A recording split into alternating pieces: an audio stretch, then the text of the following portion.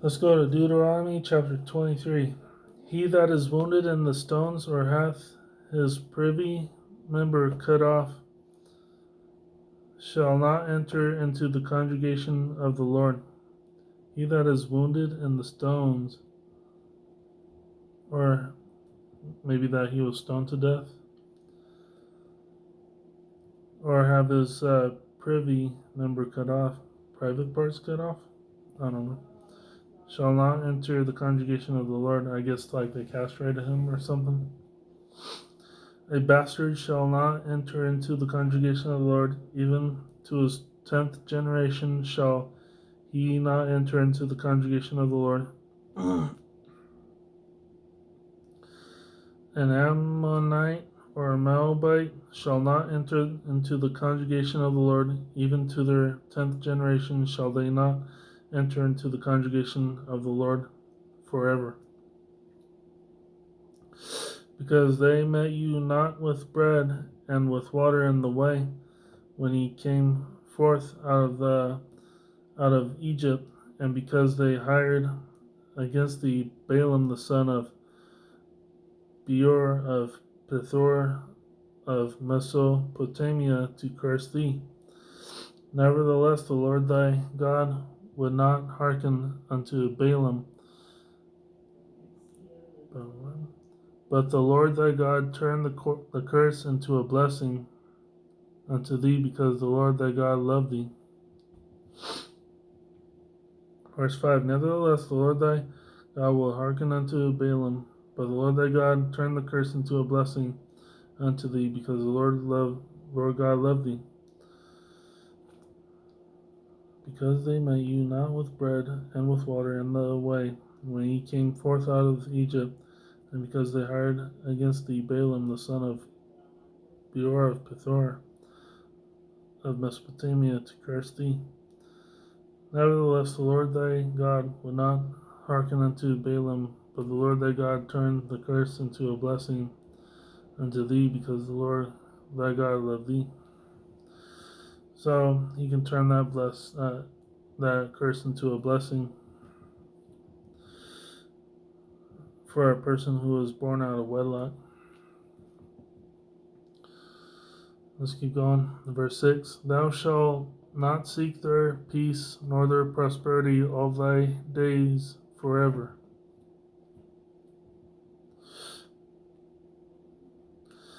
Thou shalt not abhor an Edomite, for he is thy brother. Thou shalt not hate an Edomite, for he is thy brother. Thou shalt not hate an Egyptian, because thou wast a stranger in his land. The children that are begotten of them shall enter into the congregation of the Lord in their 3rd generation. Children that are begotten of them. Thou shalt not hate an Edomite, for he is thy brother. Thou shalt not hate an Egyptian, because he was a stranger in his land. The children that are begotten of them shall enter into the congregation of the Lord in their 3rd generation. I guess back then they probably killed someone, and it took 3 generations for for some of them to enter into um, heaven or the New Jerusalem.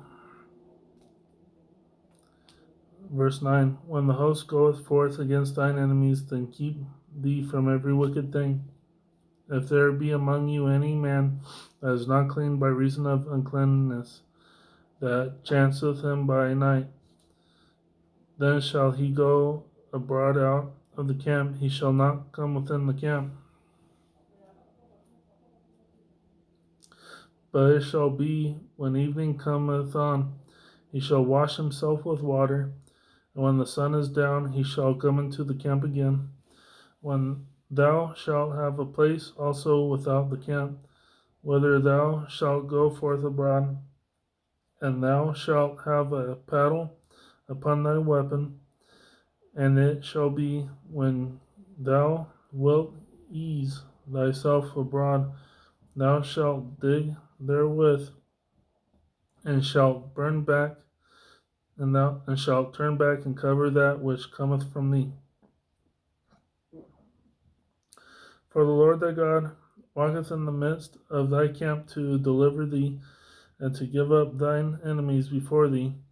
Therefore shall thy camp be holy, that he see no unclean thing in thee, and turn away from thee. Thou shalt not deliver unto his master the servant which is escaped from his master unto thee. He shall dwell with thee even among you, in that place which he shall choose in one of thy gates, where it liketh him best. Thou shalt not oppress him.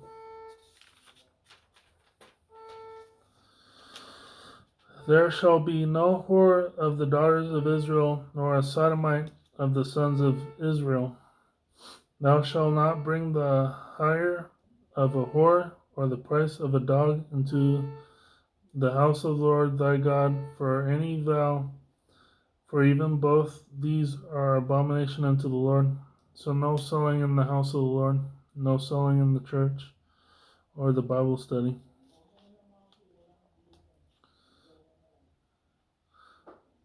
You especially shouldn't sell a whore in church or Bible study or camp.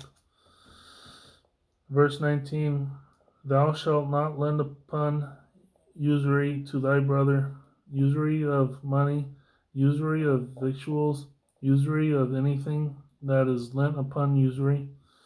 Unto a stranger thou mayest lend upon usury, but unto thy brother thou shalt not lend upon usury, that the Lord thy God may bless thee in all that thou settest thine hand to in the land whither thou goest to possess it. When thou shalt vow a vow unto the Lord thy God, thou shalt not slack to pay it, for the Lord thy God will surely require it of thee, and it would be sin in thee. But if thou shalt forbear to vow, it shall be no sin in thee.